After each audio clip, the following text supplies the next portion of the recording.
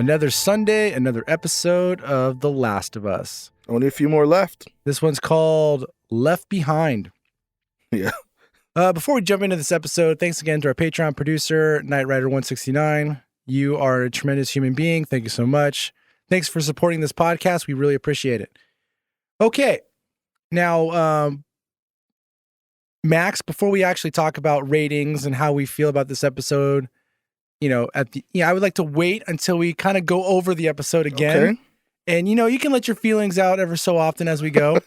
Totally understandable. So let's just go. All right. So go ahead. This episode picks up right after Joel's stabbing of the part of the baseball bat that he decided to pull out of his stomach, which we still don't understand why, with all of his vast knowledge of the 20 years of being in a post-apocalypse, you'd think that you would know not to pull something out of your stomach. But anyways, it starts with Ellie and Joel in a house. Looks like Ellie got him on a sleeping bag and dragged him into this house. Good catch there. Yep.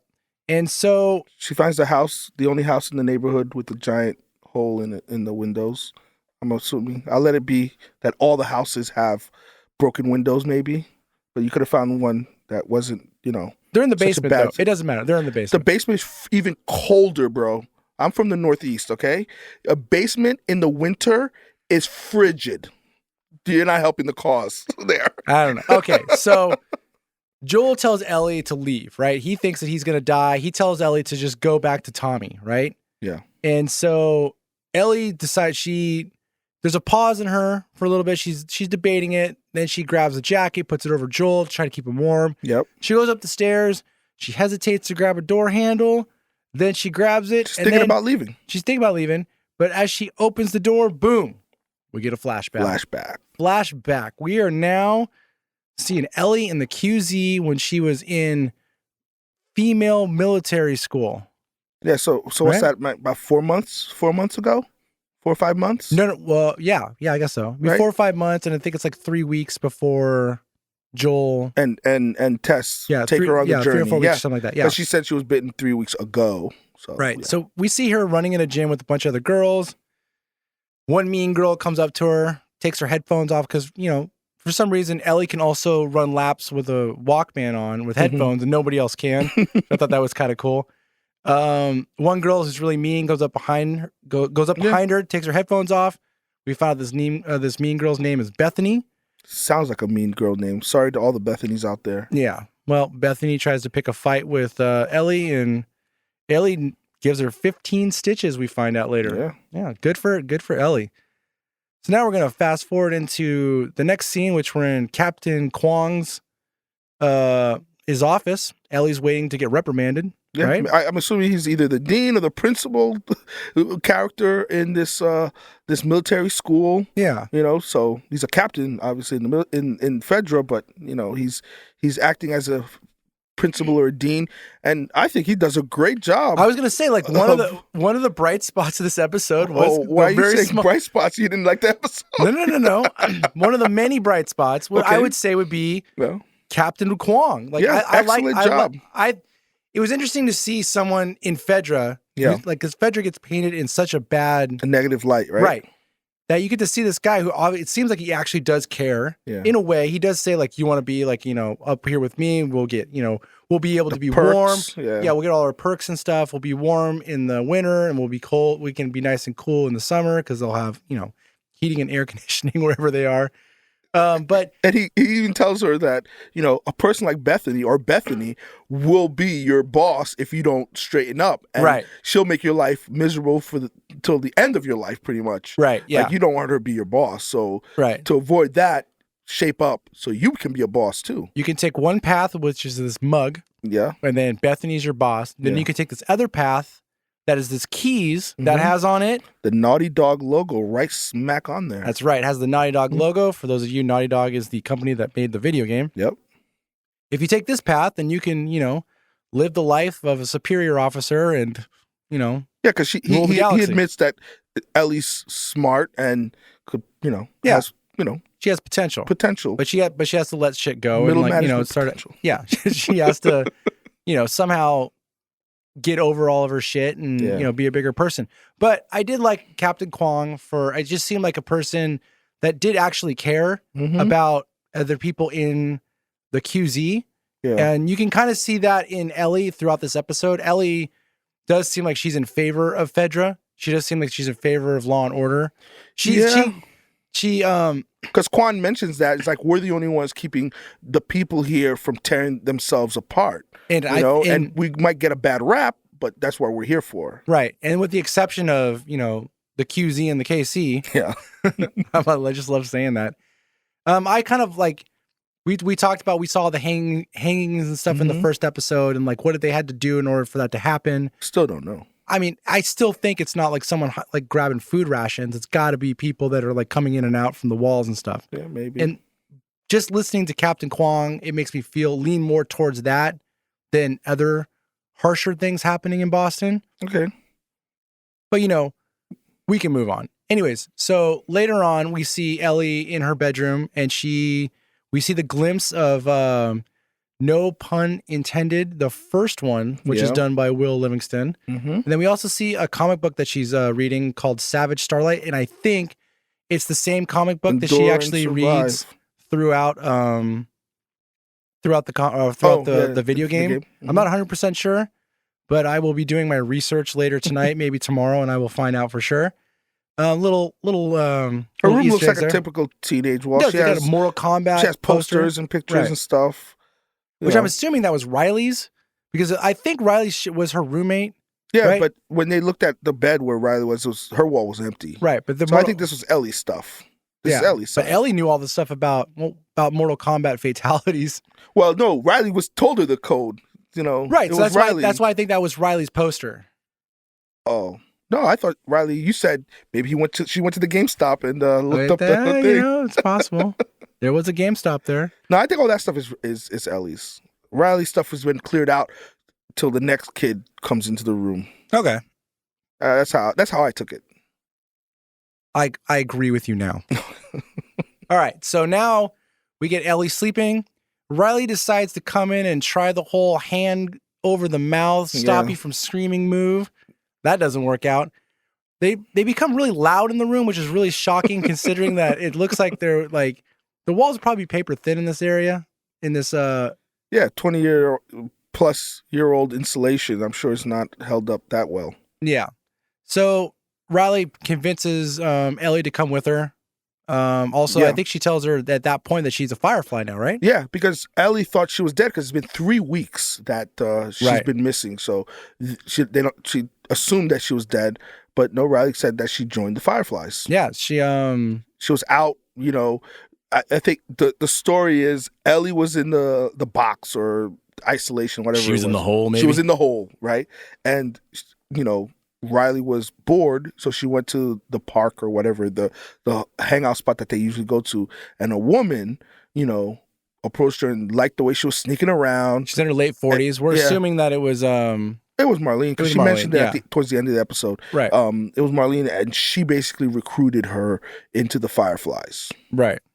Because I think later on, not to jump too much, but later on, Riley said when they go up to the roof in the next chunk of scenes, she said that she was 17 and they already gave her detail for next year when she's out of QC school, or, federal school, and she was going to be a guard in the sewers. Right.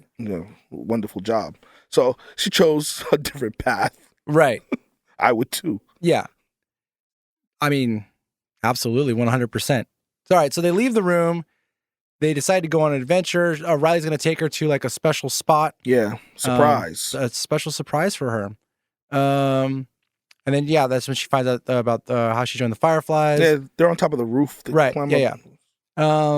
That's when you that's the first time you actually hear Ellie kind of talk about Fedra in a positive light, at least from her side. Yes. You can see that she says that Fedra's the one's holding everything together. Yeah. And I think she says that directly to Riley. And she wasn't saying it like playfully, like, why did you join, the Fireflies? She said it as if she really believed it. So that's how I saw that. Like, sometimes like when someone tells you like, oh, they're going to do something, get a new job or do something like that, you kind of like make fun of them. Like, are you seriously going to do that? Why? Right.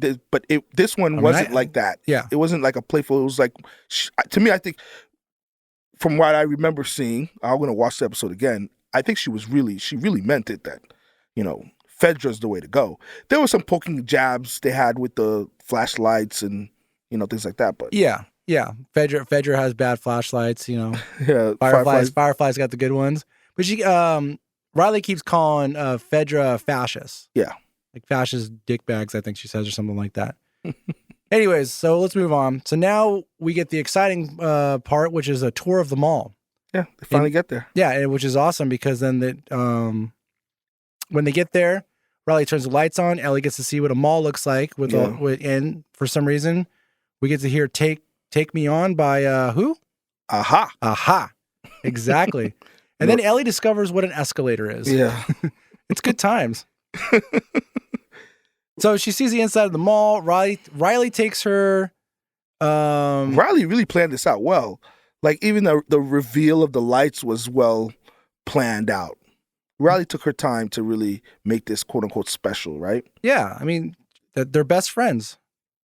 They love each other. Yeah. I like it. So anyway, on the way there, we were actually asking ourselves, you were saying, like, why is there still stuff in this mall? Like, how's this mall not rated? Yeah. And right when you say that, Riley actually does a cue, like her mom says, like, why some things are still in the mall, other things aren't in the mall. The important stuff went first, and then the military came and shut it down. So there's still, the Jordans were gone. The Jordans were gone, but the soap was still there. And the Victoria's Secret was all there. Yeah, and then they have this, this nice moment where they're looking at lingerie in the window for a little bit, pondering why women would wear thong underwear. Yeah. But then there's also, throughout this entire time, there's all these looks that Ellie keeps giving Riley. She clearly has a huge crush on her. She has a huge crush on her, right? And I feel like this episode was kind of like will she kiss her now? Yeah. Will she kiss her now? There was a lot of moments where you like thought that she was just going to go in for the kiss, yeah, right? she was leaning in, but right when you thought it was going to be a kiss, it was more a conversation, or she asked a question. Right. Right. And Riley looks like she has a little something going on to her too. Yeah, there's definitely a mutual thing for sure, but it's definitely more Ellie with the puppy dog eyes for sure. But it's kind of like, but back to the Riley put this elaborate thing together. It's almost like a date, really. She put a lot of effort into this. She is showing her a good time. She's showing her a good time, right? Yeah. But whether she thinks that the end result is, we'll see, relationship stuff or anything like that far down the road, I think it's a friendship that builds towards something like that. I don't think she was thinking that far ahead. No, but we know for sure. Yeah. All right. So now it's like, I guess this would be the first or second stop. We're going to count the carousel as the first stop because apparently. Well, she had originally 4 wonders of the mall. Ellie added the escalator. Right. So this will be number 2, which is the carousel. Mm-hmm. So Ellie and, Riley get to ride a carousel together. And once again, on the carousel, you get that look from Ellie, will she or won't she go in for the kiss? She's really appreciating the whole night, and she's giving, really positive vibes in terms of looking at, wow, Riley really did, this is phenomenal, this is great, right? Right. And they got a little liquor in them from the dead body. When they were climbing up to go on the roof, they found that dead body that fell through the floor, which is pretty hilarious. Oh, we forgot about that. I didn't forget about it. Who forgot about that? But I wanted to really poke at that one for a second. What do you mean poke? Well, because it's while they're trying to get to the mall, they have to go through this they're climbing up to the buildings to but they're going through like an apartment complex or something like that, and then they find this dead body there, right? Yeah. That wasn't there previously. The day before, she said he wasn't there, so he came recently. The guy, he had they called it liquor from before. Yeah, and he's got some pills, so he was clearly there to kill himself. That's what they assume. Yeah, and then out of nowhere, just drops to the floor. Yeah, I think that, this isn't termites. Termites. This show isn't made for laughing, but the Boston's an old city. The times that I have laughed though, that was I've laughed the hardest. Boston's an old city, and termites are thriving in this fungus world. The fungus control the termites now? Yeah, but they ended up taking the bottle from before they called it, right? Because people are moonshining But But this is alcohol this from is before. real. I couldn't see the brand or the type. Yeah, we'll dive Look into like definitely some kind of whiskey. So they have a little liquor in them. You know, they've been taking horrible shots here and there. So she's in the carousel and she's looking at her with puppy dog love eyes. I'd say. It's making her brave. Yeah, I like that, brave. Yeah, making her brave. All right, so now we're done with the carousel breaks down, so it's time to move on, and then we end up at a photo shop or one of those photo booth things. Yeah, right. Small photo booths. And then so they go in there to take a photo, and then right off the bat, we're wondering where she gets the $5 from, which we find out later. We're kind of like, where's she getting $5 from? Yeah. So anyway, so now after the photo booth, they do some of their weird picture or faces, expressions, and stuff, and then now we're at an arcade, and it's boom, it's Mortal Kombat time. Yeah. So when they're in the arcade, you find out where she got the money from. Okay, so let's remember this for a second.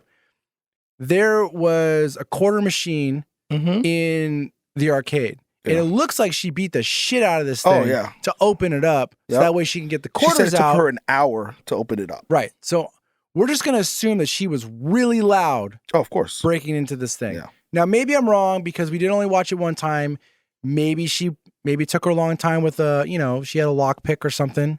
Maybe the Firefly showed her some things. Who knows? I doubt it. They didn't show her how to shoot. I'm assuming that she was very loud breaking into this thing. Yeah. Okay, so let's keep in mind now we have all the stuff on in the mall. Yeah, lights, sounds. They're pretty loud. They're yelling, playing Mortal Kombat. All the machines are on. The carousel was going. The arcade was going. Stuff. And this is not the first time all this stuff has been on. Because, Riley has already turned it on prior to this. She's been in there. She's been playing video games. She's been planning this date out. She's been planning this day out. So she's seen all this stuff in action.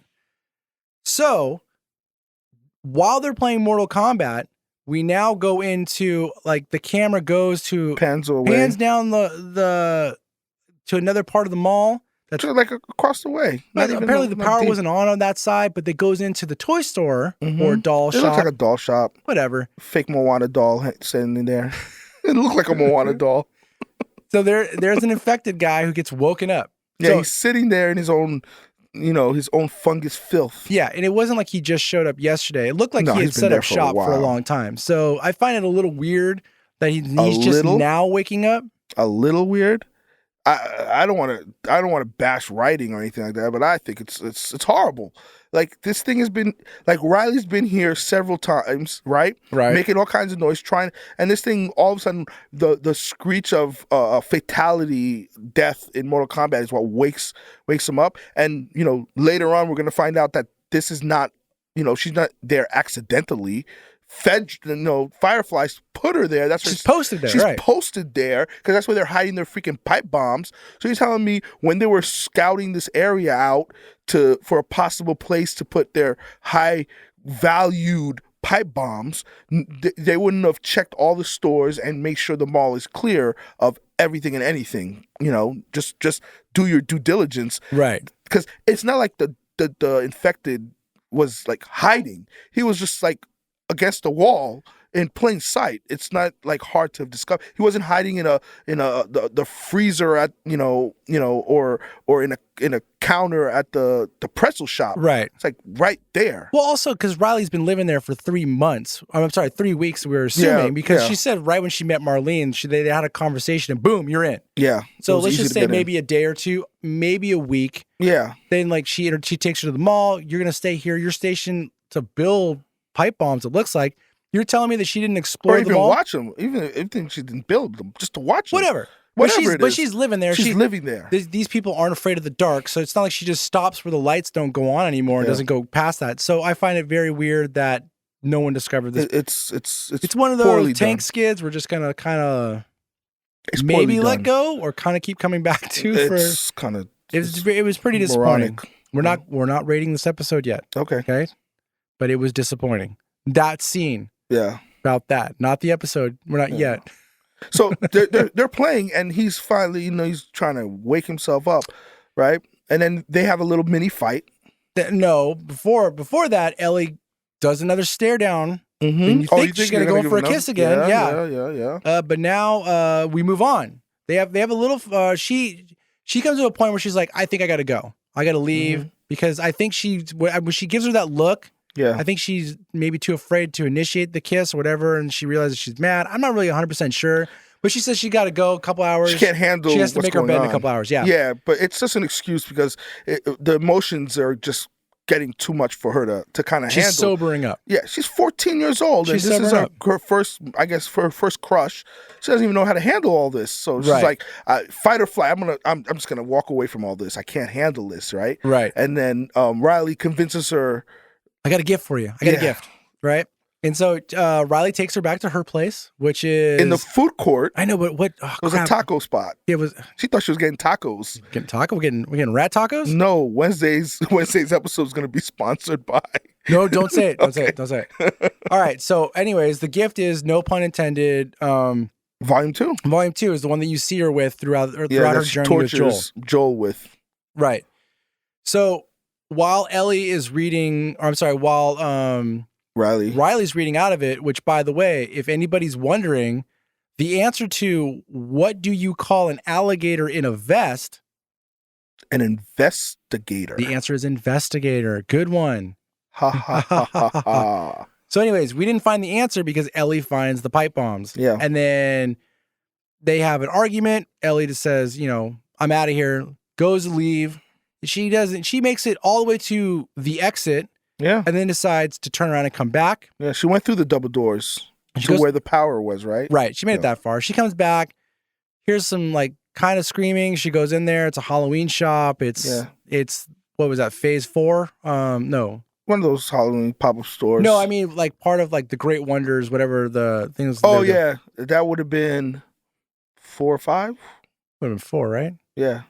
Because escalator doesn't count in Riley's plan. Right. It was the carousel. Right. The video game. So it might no, have been 3. It was the Photoshop. The photo. Oh, well, sorry, no, the Photoshop was Ellie. Ellie said to do the Photoshop. No, then why did she have the $5? Did Ellie really? Was it really Ellie? Yeah, Ellie said, "What is that?" And then I think she says that's your second thing. Oh, I didn't think. I thought it was Ellie that just said, "Let's do it." And then she's like, "Yeah, okay." And then he's like, "Why didn't you want to do this?" It's like, I was waiting for you. That's why she had the $5. But it might have been. We'll catch it on Wednesday. You know what? If we made a mistake, I'm terribly sorry. That's misremembering. It does. No mistakes. Remember? Anyways, so they're in a Halloween shop. Yeah, which is very clever because the apocalypse goes down in September in 2003.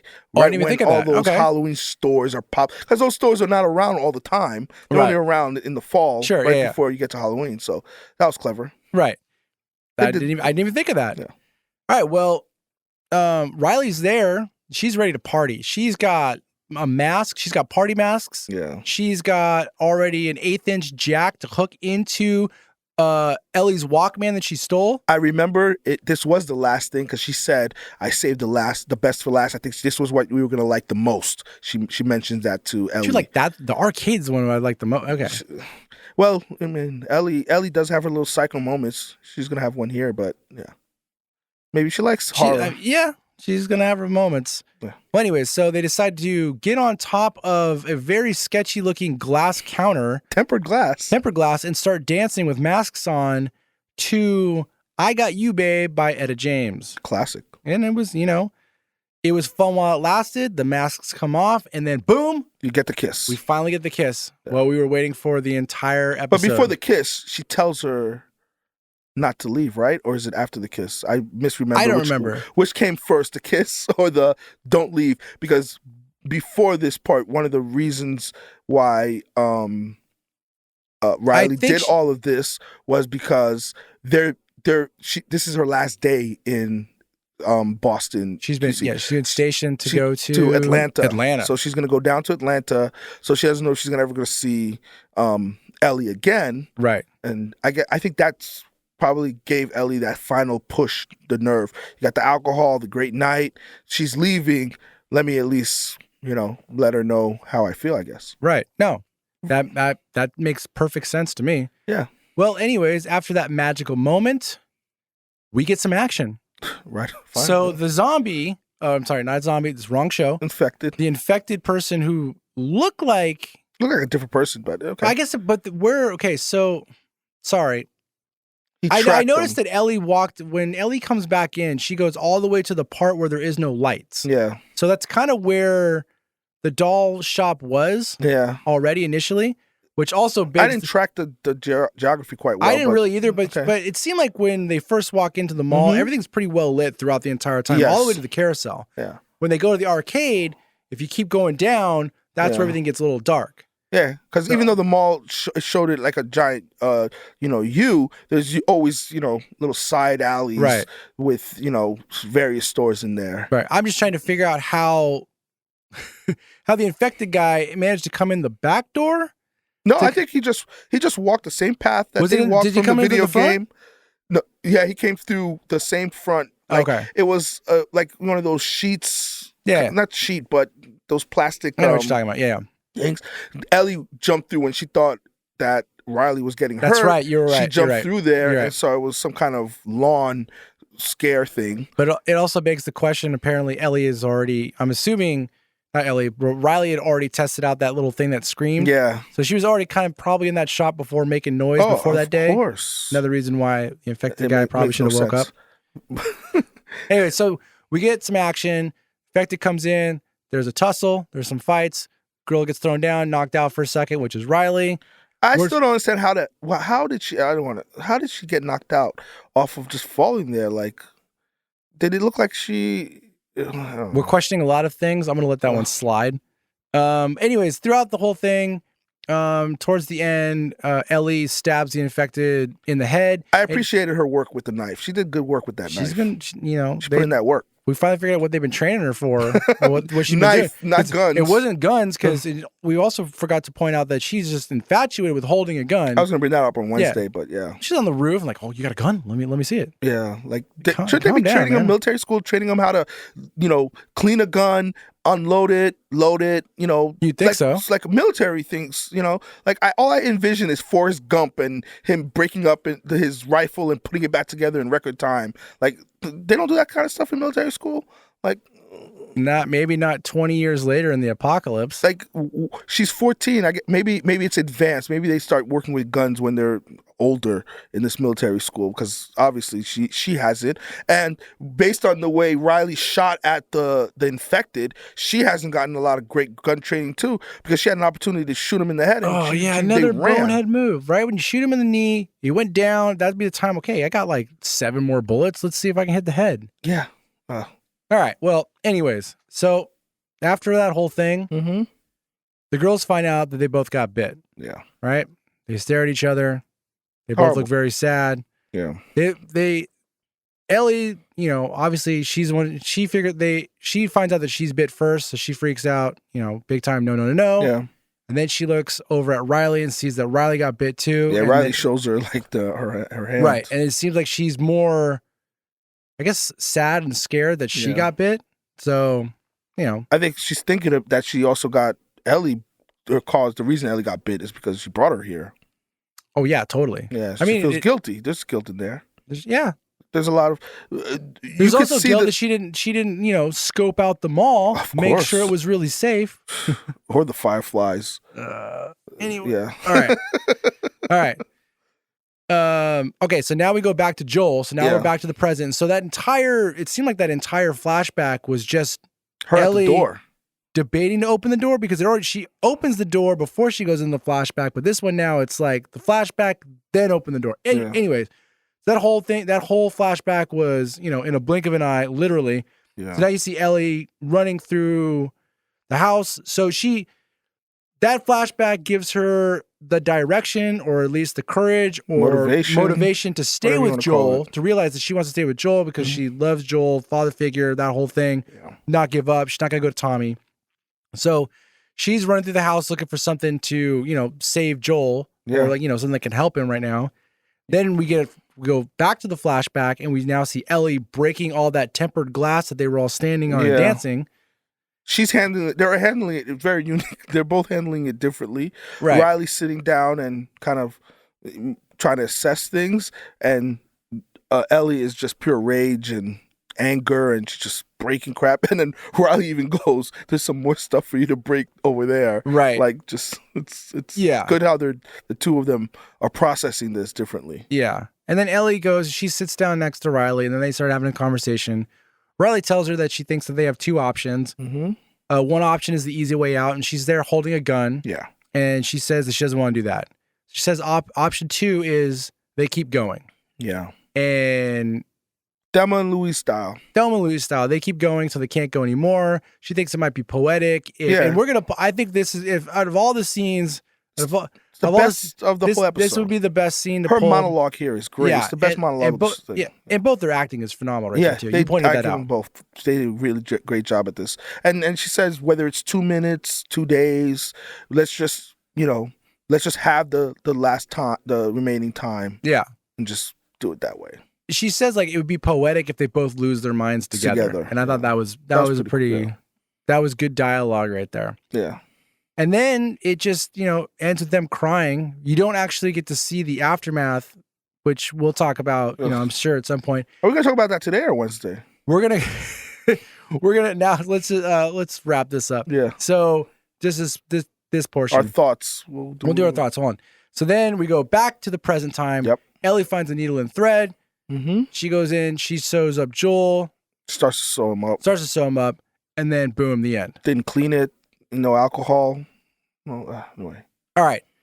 So now that we did the play-by-play, and I want to apologize for anyone who stuck with this episode. I feel that I was pretty sloppy going through the entire thing. Sloppy? I feel like I was like, I was maybe just babbling a little bit more than I normally did. No. And, maybe it's because I just really wanted to rush and get that done so we can kind of just talk about our feelings a little bit about this episode. Oh, you want to dive in even before Wednesday? Can't wait, huh? Well, I'm not saying let's break down, scene for scene. And I think next Wednesday might be a little... I might pull a scene that I didn't like at all. I don't think we've ever pulled a scene we didn't like talk about it, at least. That's okay. There's plenty but anyways, of this episode. So I'm going to just go out and there and say this for me was the worst episode so far this season. Yeah. And it has nothing to do with the relationship between these two girls. It has nothing to do. No, I thought they did that well. It's teenage post-apocalyptic crush romance thing. It was quirky. It was cute. It was good. That's not that. I had no issues with that too either in this episode. But I will say, the whole episode kind of felt.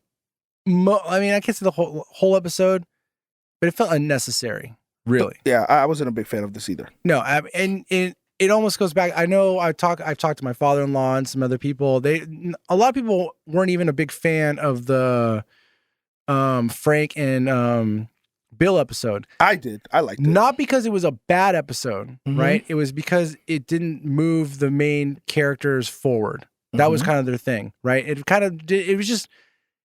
It was a good episode, I've said this. I've said it before. I know people don't like this, but it was a filler episode in a way. It was completely unnecessary. These characters didn't last. There's no point on them. I understand maybe wanting to do this episode, and it sucks because I've also talked about. I love the soft opens. I love all these things. I like to see what was happening in the past. And blah blah blah. Backstories. But this thing dragged so much in so many areas, and there was so many things that happened in this episode that was kind of like, really, like, it was just. I'm glad you brought up the Bill and Frank episode because both of these episodes kind of they were similar, not because of the love side of it. They're both love stories. No, I get that, in a sense, but more because they are not an exact mirror, but it dives into Ellie for this episode, and the other one is Joel for the Bill and Frank episode. Right. But the big difference for me, and I like Bill episode. That episode was that episode 3, 4. It was 3. Episode 3. Yeah. I thought that episode was done better. It's way better than this episode. Yeah. So, it's to me it served more purpose than it being a fill episode because it gave us it was more for the users so we can understand Joel and his responsibility towards Ellie. That's episode 3. Right. This one was to represent, from where I looked to from seeing it the first time, was to represent Ellie's love for Riley and now Ellie's love for Joel, and she obviously loses Riley, doesn't want to lose Joel in that sense. So I get that. I get that, but I'm not a fan of how it was executed. Right. it just fell short for me. Right. So I'm not. It's the weakest of all the episodes so far. Not all of them could be a banger. There's a lot of people online who probably are gonna love this episode. I just, people like, it's not as much of a tearjerker for me. Not that Bill and Frank made me shed a tear either. I feel for the characters and the story that they're telling, but it neither of them, it's sad. But this one just fell a little short for me. For me to say, a lot of people, especially my wife, says I'm kind of heartless sometimes, right? So Sure. I'm a little cold. But I can see people being very emotional to Bill and Frank's episode. This one, I'm not saying people can't be emotional for it. They could, but to me, it fell short of that. If I was an emotional person, I guess, anyway. Well, let me not bury myself even further down a hole that I've already dug. I'm just not a fan of the episode. Well, but the actors did great. Yeah. Sorry. This is the first, episode that we've done that I don't know what was going to happen, right? Because I didn't actually. This episode, is actually an add-on of the original video game. Mm-hmm. It's DLC. It's downloadable content, and I actually never played this before. Yeah. So I didn't come in knowing what was actually going to, I knew that she was going to, obviously meet this girl. They did talk about this girl in the game before and blah, blah, blah. But I didn't know how everything was supposed to actually happen, like what the end result was going to actually end up being, like how they would get there. I guess that would be what the journey would be. So I am really excited to go and actually play this now and actually see how close it actually does follow the DLC. And then because they've gone throughout this season, they've taken their own turns and, put their twist on certain things. Certain details here and there. But I'm kind of curious if I'm going to like it better because it's in a video game, or if I'm just going to feel the exact same way where this had really kind of no place to be in here, because I didn't need this story to tell me that she cares about Joel. I didn't need this story to tell me that she wants to save Joel, that she would have second thoughts. We already got that the episode prior to that, when she was pissed off that she was going to get sent with Tommy, and how she was going to be scared if she wasn't with him. Yeah, we already got all that. And stuff. she saved Joel already. She saved from that saved Joel almost like it seems like all the time. Yeah. So you didn't need that side of things, but do you have to show Ellie's backstory? I guess I feel like you could have showed that story you could have showed that story in a 10-minute soft open and moved on. Because here's the other thing too, and I wanted to talk about this more on Wednesday, and I said it last episode, my buddy Richard pointed this out. There's a lot of content left in the video game. A lot of content, and now you're going to cram it all into 2 episodes. Hopefully not. Hopefully they stretch it out to 2 seasons. Hopefully they're not. I know they're not. We already they're going to leave stuff out. Then there's no way they're going to cram it all in. They crammed in the university in 10 minutes. I guess they can do it. It's going to happen. I mean, it's a lot of stuff to happen. I don't know. Maybe the last episode's going to be an hour and a half or something. Yeah, maybe be a 2-part or something. But there's a lot of content to still be in there. And more content, I think, is way more relevant to the development of these 2 characters than that prequel of seeing her get bit, and you don't even see the outcome after her get bit. That really pissed me off. And I'm curious if that's I hope they have that in next episode. What happens at the end is Marlene gonna approach here, and or what a couple of days later they're infected or not. Like, they didn't end the episode really. Right. So I thought maybe they would give you an end scene. No, but hopefully it's next week in another flashback. They show you the outcome. So the character Riley is only talked about in the game because, like I said, I never played the prequel. I was kind of always under the assumption that Ellie kills her after she gets bit, or that she turns or something. That she had to kill her. Yeah, I don't know why I was under that assumption. It could be part of. I haven't played the game in almost 10 years, if not 10 years. So I don't, because it probably in passing, but. The show could go in so many different directions the way they decide to end it. And I would love to see how you play, because I have a couple of theories how they could have done it. They could have done 2 ways. I guess one way would have worked. Like, they do go through their period where they're, they haven't turned yet, and Riley is turning, and Ellie obviously doesn't turn, and she locks Riley up somewhere, and then now that she realizes she's, not infected when the Fireflies obviously find her, or she reaches out to the Fireflies. I don't know. I think the Fireflies find her. I don't know. It doesn't matter. Marlene finds her. Yeah, Marlene finds her, right? And she's not affected. So now she has more of an incentive to be the hero of the world, to find a vaccine or something, to go back and save Riley, because Riley still might be in there somewhere, right? Ooh. Right? That could be a motivating factor, but that's less likely to be a thing because, she's been very, in the beginning, she was kind of standoffish with the Fireflies, rather than being more gung-ho about, yeah, I'm ready to help, let's do this, let's get there. She seemed more motivated after Sam's death, when she tries to save him there. So I don't think Riley's hiding somewhere, right? No, they could have showed I think that. that's pretty far. Yeah.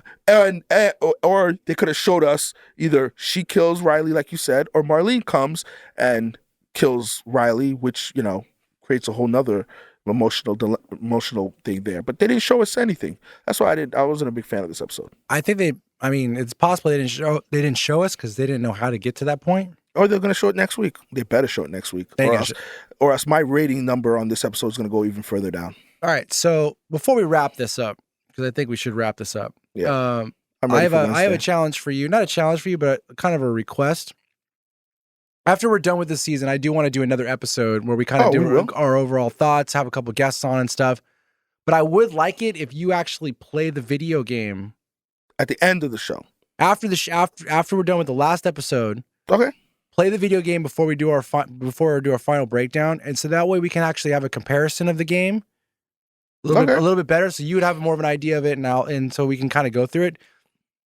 Playing this scene, seeing if it's delivered, like going through the entire show and then the entire video game, and then just see how you're doing it simultaneously, right?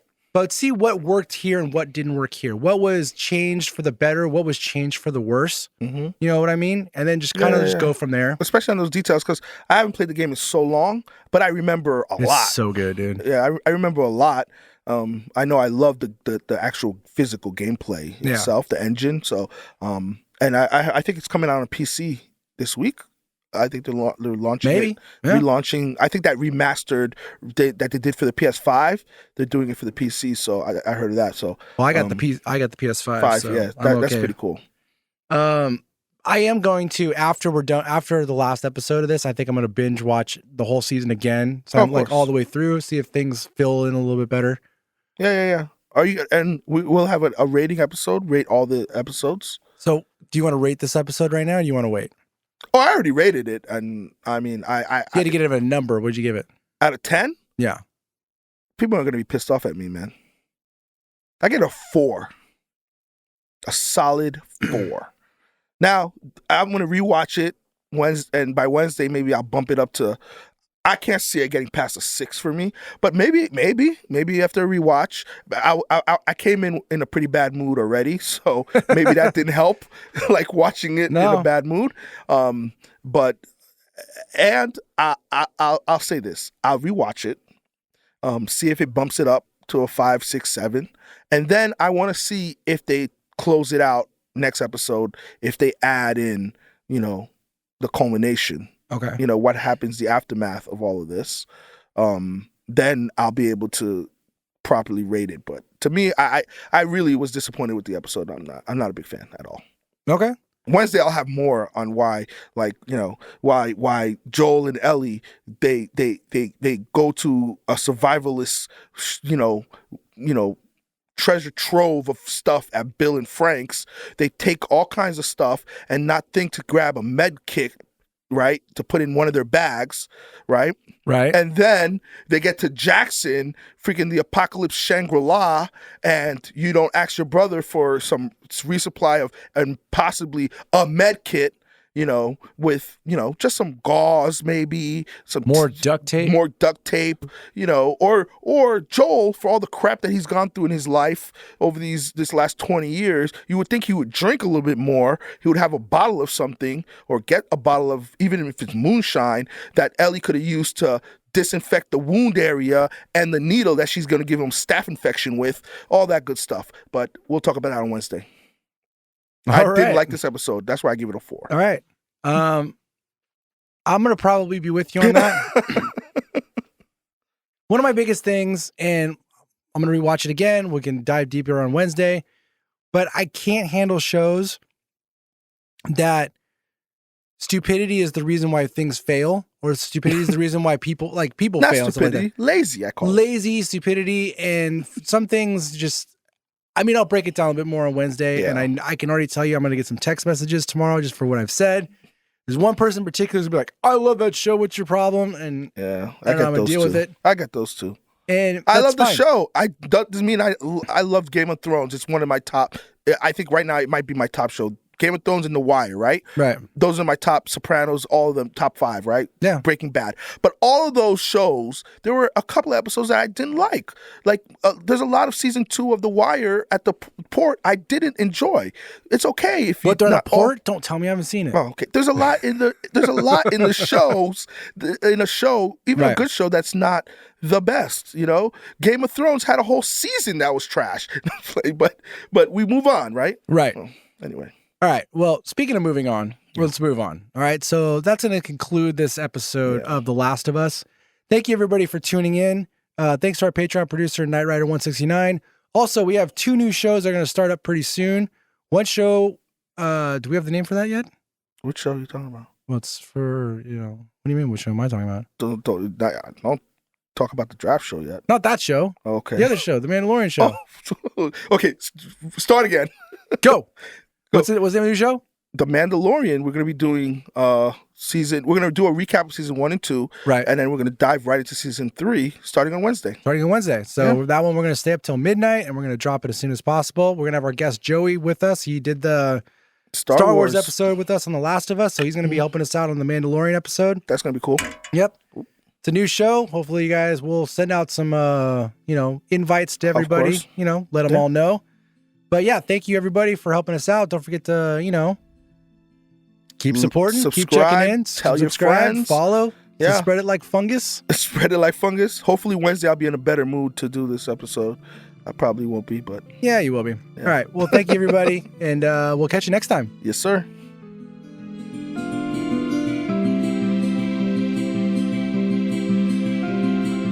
Music composed by Kyle Torme.